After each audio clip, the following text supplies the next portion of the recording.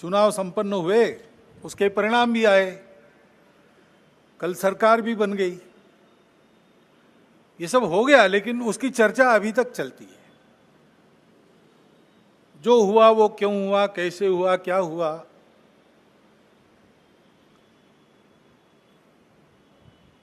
ये अपने देश के प्रजातांत्रिक तंत्र में प्रति 5 वर्ष होने वाली घटना है, होती है। उसके अपने नियम है, डायनेमिक्स है, उसके अनुसार होता है। अपने देश के संचालन के लिए कुछ निर्धारण करने वाला वो प्रसंग है, महत्वपूर्ण है। लेकिन हम चर्विचर्वण करते रहे, इतना महत्वपूर्ण क्यों है? समाज ने अपना मत दे दिया, उसके अनुसार सब होगा। क्यों कैसे, इसमें संघ के हम लोग नहीं पढ़ते। हम अपना कर्तव्य करते रहते, लोकमत परिष्कार का प्रतिवर्ष करते हैं, प्रति चुनाव में करते हैं, इस बार भी किया है। बाकी क्यों हुआ क्या हुआ इस चर्चा में पढ़ते नहीं, क्योंकि आज ही कल ही आदरणीय सत्यप्रकाश महाराज जी ने हमको एक वचन बताया कबीर जी का। सार रूप में हम लोग उस प्रकार से विचार करते हुए इन सब बातों को देखते हैं। निर्बंधा बंधा रहे, बंधा निर्बंधा होई, कर्म करे करता नहीं, दास कहाए सोई। जो सेवा करता है, जो वास्तविक सेवक है, जिसको वास्तविक सेवक कहा जा सकता है,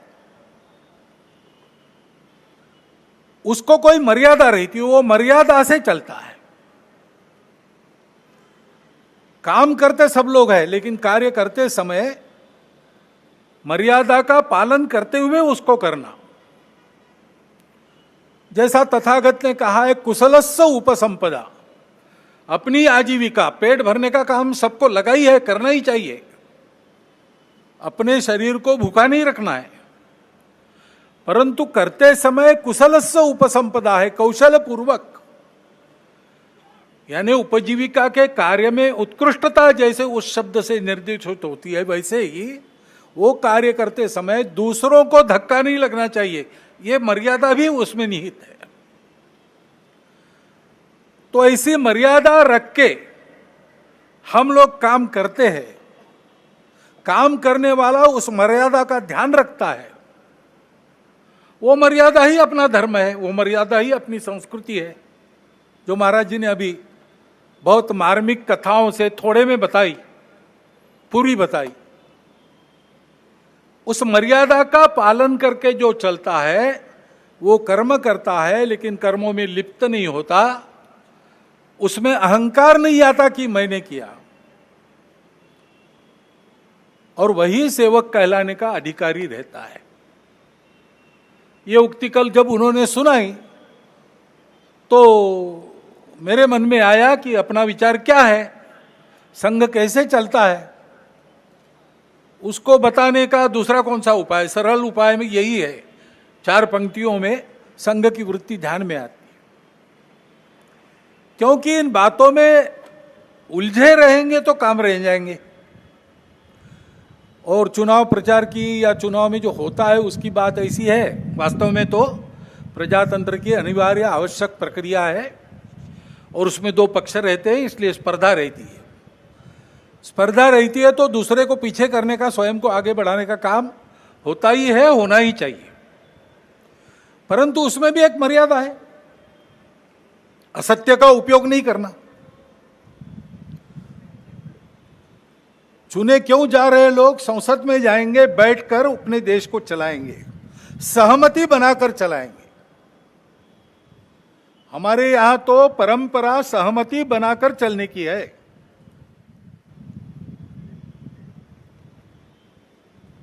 समानो मंत्र समिति समानी, समानम मनस सह चित्तमेशाम। इस सहचित्त पर विनोबा भावे जी की टिप्पणी है। वो कहते हैं कि ऋग्वेदकारों को मानवीय मन का कितना ज्ञान था ये समझ में आता है। सब जगह उन्होंने सम कहा है, समानो मंत्र समिति समानी, समानम मना, लेकिन चित्त के बारे में सम नहीं कहा, क्योंकि प्रत्येक व्यक्ति का चित्त मानस अलग अलग होता ही है। और इसलिए 100% मतों का मिलान होना संभव नहीं है। लेकिन जब समाज में लोग अपना चित्त अलग अलग होने के बाद भी हमको साथ ही चलना है ऐसा निश्चय करते हैं तो सहचित्त बन जाता है। वास्तव में संसद क्यों है और उसमें दो पक्ष क्यों है? इसलिए है कि दोनों पहलू उजागर हो। किसी भी सिक्के के दो पहलू रहते हैं, ऐसे किसी भी प्रश्न के दो पहलू रहते हैं।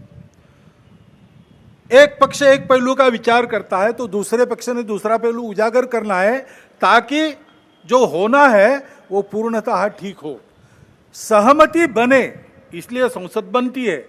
लेकिन ऐसी सहमति बनना स्पर्धा करके आए लोगों में थोड़ा कठिन भी रहता है और इसलिए हम बहुमति का आसरा लेते हैं।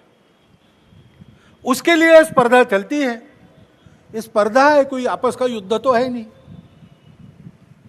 जिस प्रकार ये बातें हुई, जिस प्रकार एक दूसरे को लताड़ना हुआ,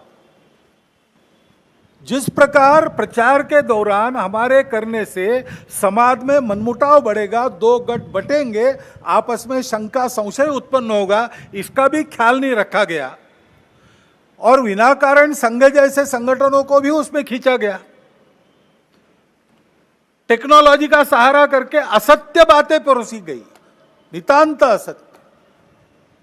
क्या शास्त्र का, विज्ञान का, विद्या का ये उपयोग है? सज्जन विद्या का ये उपयोग नहीं करते। विद्या विवादाय ये खलस्य, ऐसा कहा है। विद्या विवादाय धनम मदाय शक्ति परेशान परपीडनाय खलस्य साधो विपरीतमेतत् ज्ञानाय दानाय च रक्षणाय। विद्या का उपयोग प्रबोधन करने के लिए होता है। लेकिन आधुनिक विद्या टेक्नोलॉजी का उपयोग असत्य परोसने के लिए किया गया। ऐसे से देश कैसे चलेगा भाई? आखिर सबको देश ही चलाना है ना। दो पक्ष है, विरोधी पक्ष कहते हैं, मैं प्रतिपक्ष कहता हूं। वो विरोधी नहीं है, उसको विरोधी मानना भी नहीं चाहिए। वो प्रतिपक्ष है, वो एक पहलू उजागर कर रहा है, उसका भी विचार होना चाहिए। जब चलना है तो चुनाव लड़ने में भी एक मर्यादा होती है। उस मर्यादा का पालन नहीं हुआ क्योंकि उसका पालन होना इसलिए आवश्यक है कि हमारे देश के सामने चुनौतियां समाप्त नहीं हुई। अब सरकार बन गई, वही सरकार फिर से आ गई, एनडीए की। अब ये ठीक है, पिछले 10 वर्षों में बहुत कुछ अच्छा हुआ है। आर्थिक हमारी स्थिति, आधुनिक दुनिया जिन मानकों को मानती है, जिसके आधार पर आर्थिक स्थिति का मापन करती है, उनको लगाए तो हमारी आर्थिक स्थिति बहुत अच्छी हो रही। सामरिक स्थिति हमारी निश्चित रूप से पहले से अधिक अच्छी है। दुनिया भर में हमारे देश की प्रतिष्ठा बढ़ी है।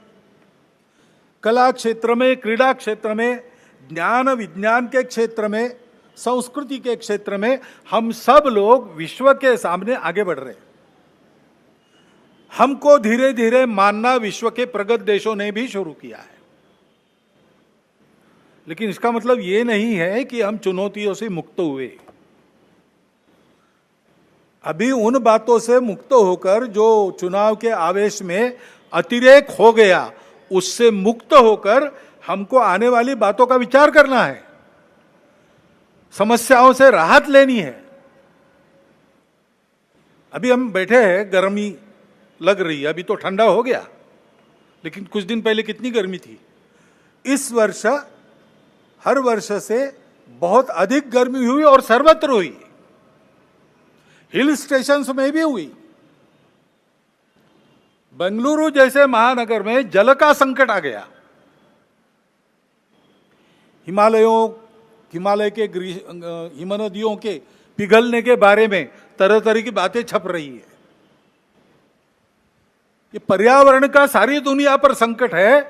भारत जो संस्कारों से ही पर्यावरण का मित्र बनकर चलता है, कृतज्ञता पूर्वक नदियों को, वृक्षों को, पहाड़ों को, पशुओं को, पक्षियों को पूजता है, उनके साथ अपना संबंध मानता है, वहां भी यह संकट खड़ा हुआ है, क्योंकि विकास पथ की दृष्टि अधूरी है। उसको बदलना होगा, सबको बदलना होगा, लेकिन जिसके पास ये दृष्टि पहले से है, वो भारत अपने आप को कैसे बदलता है ये देखकर दुनिया उसका अनुकरण करने वाली है।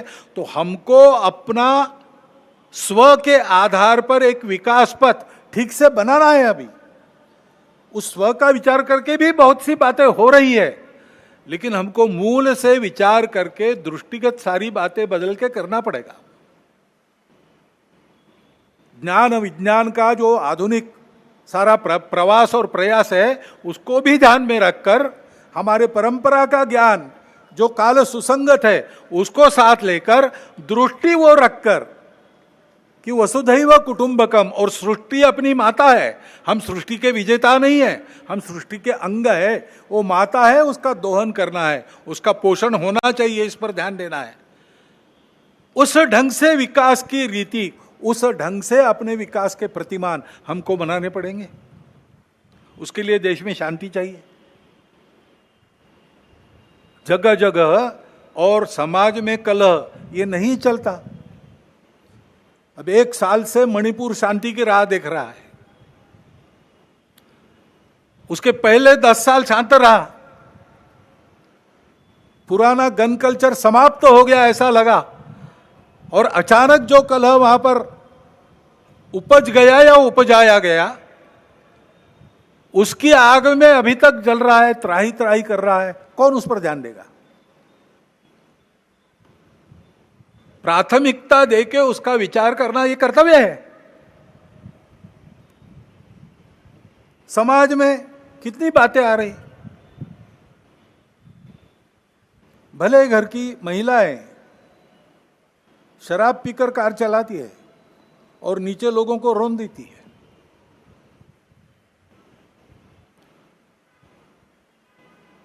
कहां हमारे संस्कार कहां गए? हमारी संस्कृति कहां है? जो संस्कृति अभी तक दुर्जेय सी बनी है, अभी भी उसको कोई नहीं जीत सकता, लेकिन उस संस्कृति के वाहक हम लोग उसकी परवाह रखेंगे तभी। इसलिए समाज में पीढ़ी दर पीढ़ी चलने वाले, संपूर्ण सृष्टि की धारणा करने वाले धर्म के संस्कार, जो संस्कृति हमको सिखाती है, उस संस्कृति के पनपने का, आगे की पीढ़ी तक पहुंचने का प्रश्न खड़ा हो गया है। जिन्होंने उसको त्याग दिया, उनकी स्थिति दुनिया में अच्छी नहीं है। भले ही भौतिक वैभव होगा, परिवार टूट रहे हैं, मन में अशांति है, छोटे बच्चे बंदूक लेकर अपने विद्यालय के सहपाठियों को गोलियों से भून डालते, ऐसी परिस्थितियां आती है। पिताहीन मातृत्व, कितनी बातें हैं। क्या हमको वैसे बनना है? क्या हमको अपना परिवार प्यारा नहीं है? क्या हमारे सगे संबंधी हमारे कुछ नहीं लगते? उस संस्कृति के संरक्षण का प्रश्न है। उसके लिए समाज में बात करने वाले, समाज में विभिन्न कार्यक्रम करने वाले, समाज का प्रबोधन करने वाले माध्यम, सबको अपने ऊपर संयम का बंधन एक लाना पड़ेगा, और वैसा वो बंधन लाए। क्योंकि आज के तंत्र में सरकार बहुत सी बातें देखती है, उसके लिए भी सरकारों को प्रावधान करने पड़ेंगे। बहुत काम करने पड़े हैं, और ये काम केवल सरकारों को नहीं करने, इनकी भी चर्चा हम करते हैं, लेकिन केवल चर्चा करने से नहीं होता। इसके लिए समाज को सिद्ध होना चाहिए। वास्तव में प्रजातंत्र में तो समाज ही राजा को बनाता है, और समाज ही अपनी स्थिति को बनाता है।